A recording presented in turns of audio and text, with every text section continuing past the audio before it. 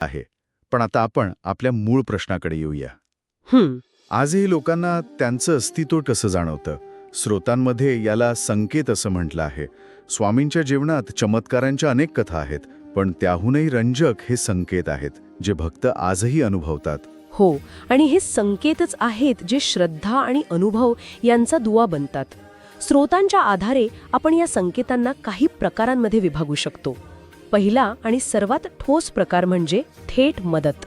म्हणजे अगदी ऐनवेळी अनपेक्षित मदत मिळणं. बरोबर. जसं की एका भक्ताचा अनुभव आहे की त्यांना तातडीने एका ठिकाणी पोहोचायचं होतं. रात्रीची वेळ होती आणि कोणतंही वाहन मिळत नव्हतं. हो. त्यांनी मनातल्या मनात स्वामींचा धावा केला आणि काही क्षणांतच एक रिकामी रिक्षा त्यांच्या समोर येऊन थांबली.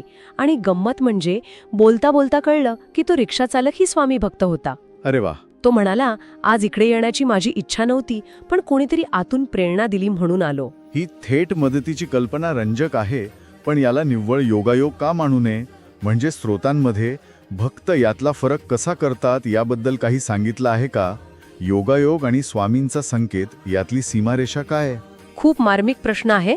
भक्तांच्या दृष्टिकोनातून यातला फरक 3 गोष्टी ठरवतात. एक म्हणजे वेळ, म्हणजे टायमिंग.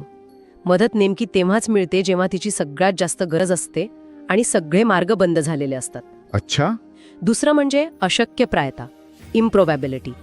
जी गोष्ट घडण्याची शक्यता जवळपास 0 असते, तीच गोष्ट घडते. आणि तिसरं? आणि तिसरं, सर्वात महत्त्वाचं, म्हणजे त्या घटनेसोबत येणारी आंतरिक भावना. ती मदत मिळाल्यानंतर मनात जी शांतता आणि कृतज्ञतेची भावना येते, ती हा योगायोग नाही याची खात्री पटवून देते. असाच एका ताईंच्या